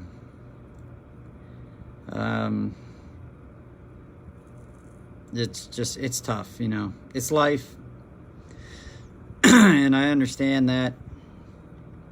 And you know, I'm just trying to come to terms with it. You know, and that's not easy. That's not easy to do. You know, it's not easy for any of us. You know, and the biggest thing is, you know, it's so nice to have family and friends that I can reach out to and talk to about it. You know, sometimes unload your feelings on something, and that helps a lot. So, you know, don't ever be afraid to talk to anybody or reach out, because I do. I do. I know a lot of folks, look up to me and hold me in high regards, and I appreciate that, and I do my best not to let folks down the best I can, but even I need to talk about things. It's important. So I'm pretty much at that stage. I think that's kind of beginning, to where everything's settled down, everything's sinking in, and just doing a lot of reflecting and soul searching. I guess, it's always appropriate when, something like this happens. It's a natural part of the process. And that's kind of where I'm at with that. When the funeral and stuff was going to start, and this is honest, this is something I want everybody to take a piece of what I'm about to say and just think about it. But when I knew that I was going to probably get sick from, the funeral, the whole process. I knew it. It was cold. It was raining. I was out there in the cold, wet, and rain, bone, just freezing down to the bone, and that alone is just a bad recipe. And then just coming in contact with so many people, in close contact, everybody gives you hugs, they're there to support you, pay their respects and support the family, through their, the process of mourning. And I looked at Becky and I said, hey, there's no way that this is going to work out for me, but it's something that I have to do. And I'm prepared to, deal with the consequences of that, whatever it may be. I had to make a choice, either not go to the, my bub's funeral, or it's not even essentially rolling the dice. It was playing full on Russian roulette at this point. And I just made the choice to do it, and that's on me. So far, nothing bad has happened. I haven't gotten sick, but I will tell you this, that I did come in close contact, with an individual that tested positive for COVID-19 a day after, and I was hugging and talking to him, and of course you're talking to him close because there's a lot of folks in the room and it's noisy, and I didn't have a mask on. There are some things that I could have done to try to mitigate that, but you know what? That paper mask, guys, I'm going to tell you something. I'm going to tell you something honest. And I'm a cancer patient, and I understand that, everybody has an opinion on this, but I'm going to tell you the honest to God truth. I lived that way for going on, it's 11 years now, wearing a mask, and everybody always looked at me funny because you had a mask on, and, you're bald, and, they knew that there was something, wrong with you. You're sick or something. And now they want you to wear that paper mask. And I'm going to tell you right now, that paper mask doesn't do anything at all. It really doesn't. And I'll tell you why. Before you get upset and you don't listen to what I say, I'm going to tell you facts of why. In order to protect yourself against a viral particle, okay, you need to have a full sealed mask on with either filter canisters on it or an external supplied air supply, okay? Air source. Full face and full sealed against your skin.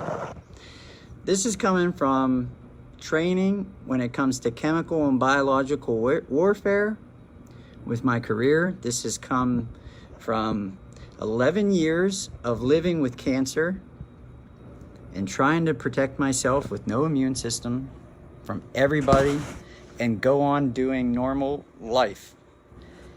That is the only way to do that. And the only people that know the truth of that are people like myself who have been trained on what those masks can do. Okay?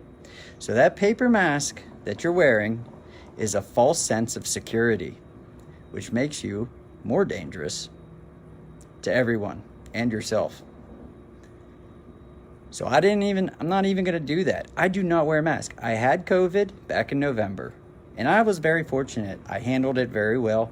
I didn't have a fever. I didn't have a cough. I didn't have a headache. I lost my taste for like 2, maybe 3 weeks, and that was it. Now, I'm lucky, and I understand that COVID-19 affects everyone different, and there are fatal cases. I understand that. I understand that it's highly transmittable. I get it. It's the same thing as the flu, as influenza. And everybody thinks that this shot is gonna be the save-all, end-all. It ain't. Because the person that I came in contact with that tested positive for COVID-19 was vaccinated. All right? They got the shot. Guess what? They got COVID too. What are you gonna do? Put all your money in that basket, huh?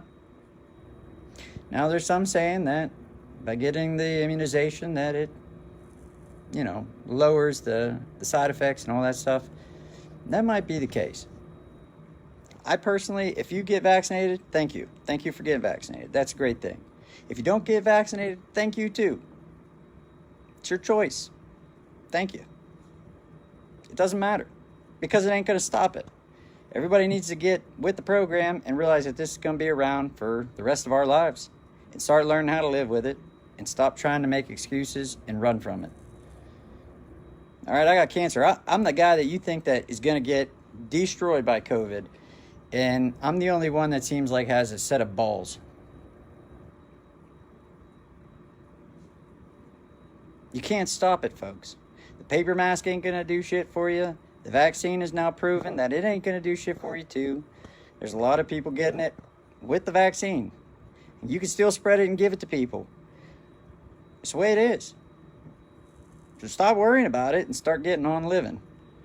Now, here I am, not vaccinated at all because I'm not allowed to be. Okay, I can't get the vaccine. With the experimental chemos I'm on, the data shows that it would just wipe it clean. There would be no immunoresponse. The only thing I would get is the side effects from it.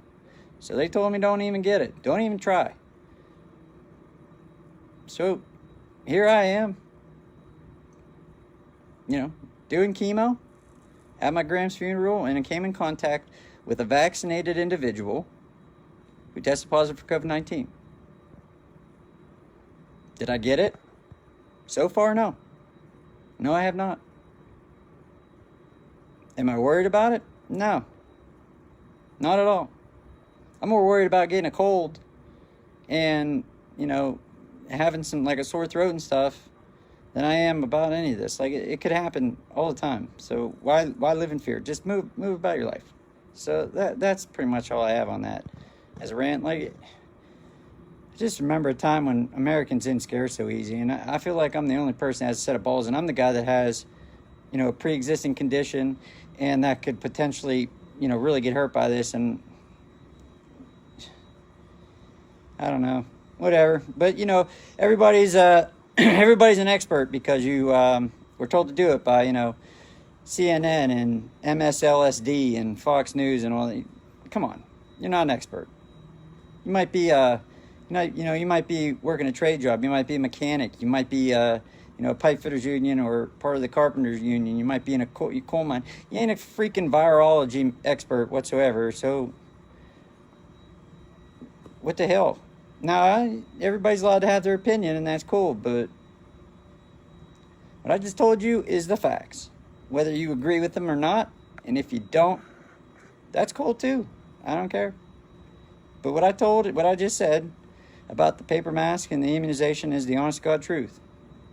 Honest to God truth. Not even bullshit you one bit. I don't have time for bullshit. I don't. So I did the funeral thing, and I came in contact with people with COVID-19. What are you going to do? Just live with it. Move on.